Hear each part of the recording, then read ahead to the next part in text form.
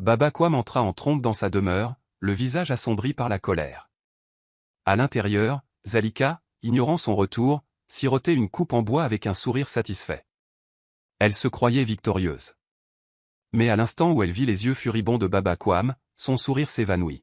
« Femme malfaisante » rugit Baba Quam. « Que as-tu fait à ma fille ?»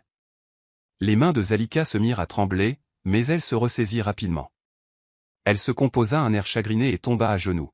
« Mon époux. Je n'ai fait que ce qui était nécessaire, dit-elle, la voix tremblante d'une fausse innocence. Tizila a attiré le malheur sur notre foyer. Elle était maudite, et je n'avais d'autre choix que d'agir pour la sécurité de notre famille. » Mais Baba Quam ne fut pas dupe. « Mensonge, tonna-t-il. Tout le village m'a raconté la vérité. Tu as jeté une fille innocente au lion. » Le visage de Zalika blêmit, mais elle s'accrocha à ses mensonges.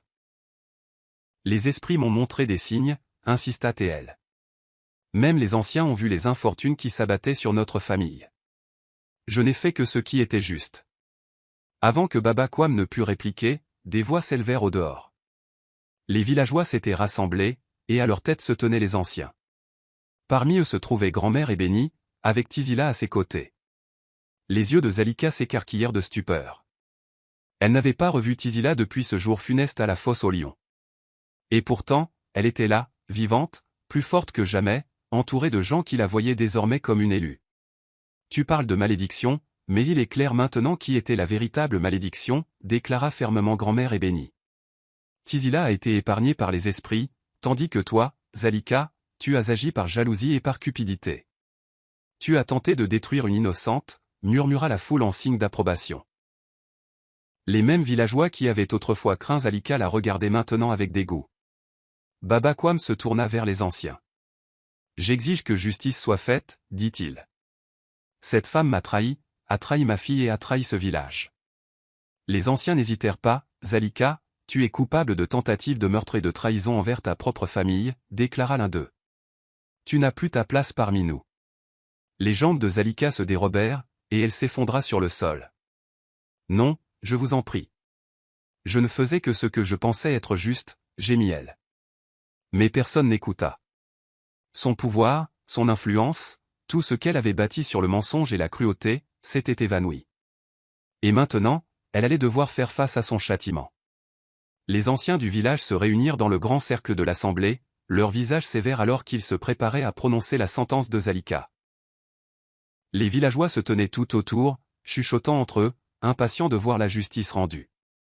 Baba Quam était assis parmi les anciens, la mâchoire contractée par la colère, tandis que Tizila se tenait près de grand-mère Ebeni, observant en silence. « Zalika, » dit l'un des anciens d'une voix grave et impérieuse. « Tu as été reconnu coupable d'avoir trahi ta famille, tenté de tuer une innocente et trompé le village par tes mensonges. Tu as jeté Tizila dans la fosse aux lions, espérant qu'elle ne survivrait pas, mais les esprits l'ont protégée, nous montrant ainsi que ce n'était pas elle la maudite. » Un autre ancien s'avança. « Et maintenant, tu subiras le même sort que celui que tu lui destinais. » Le corps de Zalika fut secoué de tremblements tandis qu'elle tombait à genoux. « Non, je vous en supplie, ayez pitié, » pleura-t-elle. Mais nul ne fut ému par ses supplications. Les personnes même qui l'avaient autrefois crainte la regardaient désormais avec dégoût. Les gardes la saisirent par les bras et la traînèrent vers la forêt sacrée, où la fosse aux lions se dissimulait sous les arbres. Lorsqu'ils atteignirent le bord du gouffre, Zalika se débattit sauvagement. « Vous ne pouvez pas me faire ça. Je suis l'épouse de Baba Quam. Je suis la mère d'Ayanda, » cria-t-elle, mais ces mots n'avaient plus aucun poids. Baba Quam se détourna, incapable de regarder la femme qui avait failli détruire la vie de sa fille. Les gardes délièrent ses mains et la poussèrent. Elle trébucha, ses pieds trouvant à peine pris au bord de la fosse. En bas, les lions s'agitèrent, sentant un mouvement. Leurs yeux dorés brillaient dans la pénombre, et de sourds grognements s'échappaient de leur gorge. Zalika se tourna une dernière fois vers les anciens, le visage strié de larmes. « Je vous en conjure. » Mais il n'y avait plus de pitié pour elle. D'une dernière poussée, elle bascula dans la fosse. Au moment où son corps heurta le sol, les lions se dressèrent sur leurs pattes. Contrairement à ce qui s'était passé avec Tizila, ils n'hésitèrent pas. Ils ne tournèrent pas autour, ne la reniflèrent pas. Ils bondirent. Un cri déchira la forêt, aigu et empli de terreur. Les villageois détournèrent la tête, incapables de soutenir la scène. En quelques instants, le cri cessa, et le silence s'abattit sur la contrée. Les lions retournèrent dans l'ombre, leur œuvre accomplie. Les anciens hochèrent la tête, satisfaits que la justice ait été rendue. Baba Quam expira profondément, le cœur lourd. Mais il savait que c'était le destin que Zalika s'était elle-même forgé. Tizila ferma les yeux et murmura une prière silencieuse. Pas pour Zalika. Avec la disparition de Zalika, la paix revint à Ndorama. L'air semblait plus léger, comme si une grande ombre avait été levée du village. Tizila se tenait près de son père, Baba Quam, qui la regardait avec un profond regret dans les yeux. Il tendit la main, prit celle de sa fille dans les siennes, la voix chargée de chagrin. « Ma fille, dit-il doucement, je t'ai abandonnée. J'aurais dû voir la vérité. J'aurais dû te protéger. » Tizila le regarda, le cœur endolori par les années qu'ils avaient perdues. Mais elle savait que s'accrocher à la colère n'apporterait que plus de souffrance. Elle serra doucement ses mains et lui adressa un petit sourire. « Le passé est le passé, Baba, dit-elle. Ce qui importe, c'est que nous soyons réunis maintenant. » Baba Quam la serra dans une étreinte forte, ses larmes mouillant son épaule. Il jura de ne plus jamais laisser quiconque lui faire du mal. Avec le temps, la renommée de Tizila s'étendit bien au-delà du village. Elle utilisa la sagesse qu'elle avait apprise de grand-mère Ébénie pour guérir les malades, régler les différends et enseigner aux jeunes filles l'importance de la force et de la bienveillance. Des gens d'autres villages vinrent chercher ses conseils, et bientôt les anciens eux-mêmes commencèrent à se fier à sa clairvoyance. Un jour, Ayanda vint la voir. Sans l'influence cruelle de sa mère, elle n'était plus la jeune fille gâtée et arrogante qu'elle avait été. Elle se tint devant Tizila, les yeux remplis de honte. « J'ai eu tort, » murmura Ayanda. « J'ai laissé les mensonges de ma mère m'aveugler et je t'ai maltraité. Je n'attends pas ton pardon, mais je veux que tu saches que je suis désolé. » Tizila étudia Ayanda un long moment. Elle vit la sincérité dans ses paroles, la culpabilité dans son regard. Elle hocha lentement la tête.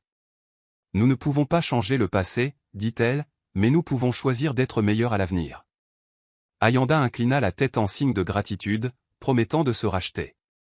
Elle se mit à travailler aux côtés de Tizila, aidant les villageois et apprenant de sa sagesse. Bien qu'elle ne puisse jamais effacer ce qui s'était passé, elles bâtirent un nouveau lien, enraciné dans la vérité et le respect. Ainsi, l'histoire de Tizila devint une légende. Son nom était prononcé avec honneur, symbole de résilience, de bonté et de justice. La jeune fille qui avait été jetée dans la fosse aux lions s'était relevée, plus forte que jamais, façonnant l'avenir de Ndorama pour des générations à venir. Au fil des ans, l'histoire de Tizila se propagea bien au-delà des frontières de Ndorama. Les voyageurs portèrent son récit vers des terres lointaines, parlant de la jeune fille qui, jetée dans une fosse aux lions, en était ressortie indemne. On murmurait son nom sur les marchés, dans les cours royales et au coin du feu des humbles foyers. On parlait de sa bonté, de sa sagesse et de la justice qui avait été rendue à sa méchante belle-mère. Les anciens racontaient son histoire aux enfants comme une leçon de courage et de foi. Les parents rappelaient à leurs fils et à leurs filles que le bien finit toujours par triompher, quelle que soit l'obscurité qui tente de l'éclipser. Même les anciens du village, qui avaient autrefois douté d'elle, se tournaient vers elle pour les guider en des temps incertains. La sagesse de Tizila façonna Ndorama pour des générations. Elle forma de jeunes femmes à devenir des dirigeantes, des guérisseuses et des voix de la raison au sein de leur communauté. Sous sa direction, le village prospéra, devenant réputé pour son équité et sa force. Son père, Baba Quam, vécut assez longtemps pour voir sa grandeur, le cœur rempli de fierté pour la fille qu'il avait failli perdre. Bien que le temps passât et que les saisons changent, une chose demeura. Le nom de Tizila ne fut jamais oublié. La jeune fille qui avait affronté les lions et survécu devint plus qu'une légende. Elle devint un symbole de justice, de destinée et du pouvoir inébranlable des ancêtres.